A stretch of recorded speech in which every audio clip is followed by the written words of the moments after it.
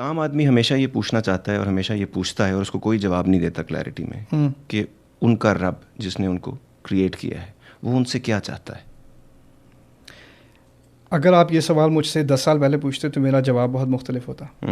اگر آپ یہ سوال مجھ سے 10 سال پہلے پوچھتے تو میں آپ کو اس قسم کا جواب دیتا. آپ کا امپریشن یہ ہوتا کہ رب مجھ سے اتنی چیزیں مانگ رہا ہے کہ میں اس کو کبھی نہیں دے سکتا. بالکل ٹھیک. اور میں جو کچھ بھی کر لوں میں ناکام ہوں.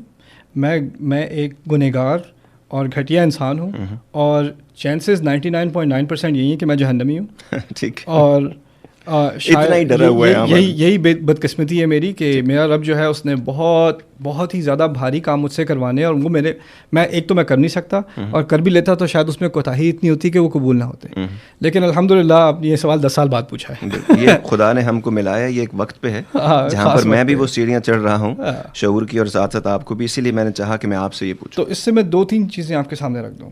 پہلی بات, یرید اللہ لیخفف عنکم وخلق الانسان ضعیفا, سورۃ النساء. اللہ تعالیٰ کہتے ہیں اللہ تعالیٰ چاہتا ہے کہ خاص تمہارے لیے زندگی کو ہلکا کر دے. لیخفف عنکم, تم پر سے بوجھ اٹھا کر تمہارے لیے چیزیں ہلکی کر دے. وخلق الانسان ضعیفا, اور انسان کو تو کمزور ہی بنایا گیا تھا. یعنی اگر تم طاقتور ہوتے تو تم پر بھاری بوجھ ڈالے جاتے, تم پر تو ہلکا بوجھ ڈالا گیا.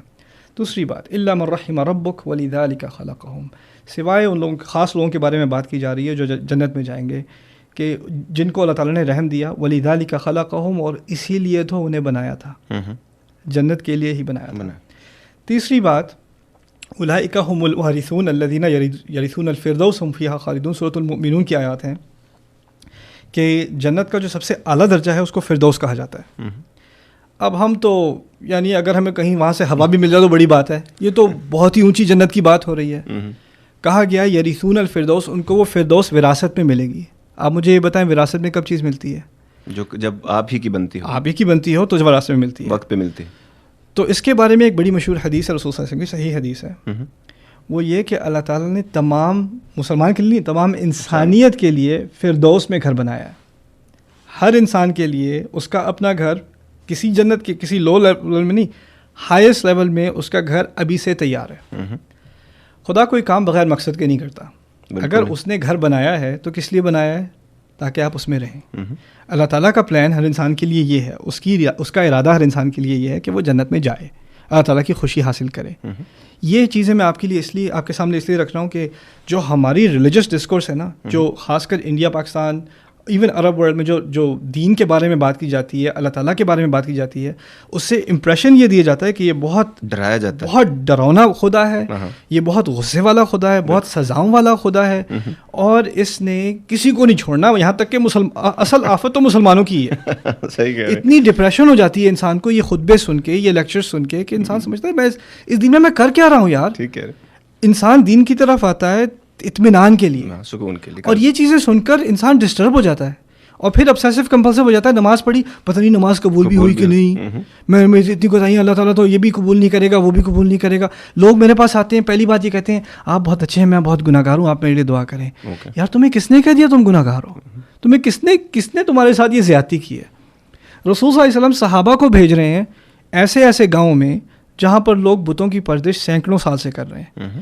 ان کو جا کر کیا کرنا؟ ان کو ڈرانا, ان کو ڈانٹنا.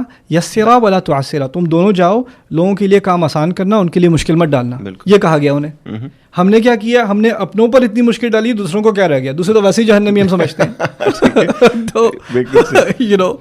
تو یہ ایک ہمارا رب ہم سے کیا چاہتا ہے؟ کچھ زیادہ نہیں مانگا. عامل الصالحات کے الفاظ آپ نے عربی میں پڑھے ہوں گے, اس کے ترجمے میں جو چیز مسنگ ہے میں وہ آپ کو بتاتا ہوں. صالحات کا لفظ عربی میں اس کو کہتے ہیں جمع قلہ, یعنی بہت تھوڑے چھوٹے اچھے کام. بہت زیادہ اچھے کام ہو تو صالحہ کہا جاتا ہے, بہت کم ہو یعنی ایک ہاتھ میں دو ہاتھ سے کم میں آپ گن سکیں, اس کو صالحات کہتے ہیں. یعنی جن لوگوں نے کچھ تھوڑے بہت اچھے کام کیے. خدا نے کوئی سینکڑوں اعمال کی لسٹ نہیں بنائی. آپ کو 1-2 کام بہت برے ہیں, وہ آپ سے یحرم علیہم الخبائث, جو چیزیں خبیث ہیں, گندی ہیں, فلتی ہیں, ان سے دور رہنے کو کہا ہے. یہ ام الخبائث ہے. ہاں, اور یہ باقی کچھ اچھے کام آپ کو کرنے کو کہیں. یہ فنڈامنٹلز ہیں.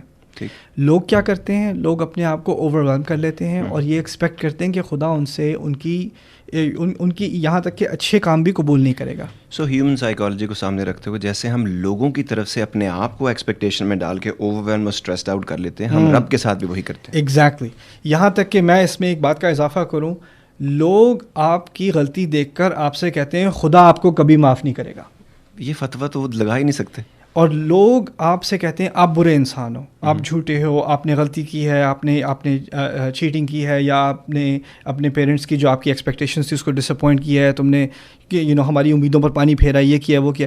لوگ آپ سے امید ہٹا لیتے ہیں. جب لوگ آپ سے امید ہٹا لیتے ہیں تو آپ کے دماغ میں ایک کانسیپٹ یہ آتا ہے کہ شاید خدا نے بھی مجھ سے امید ہٹا لی ہے. ایسا کبھی نہیں ہوتا.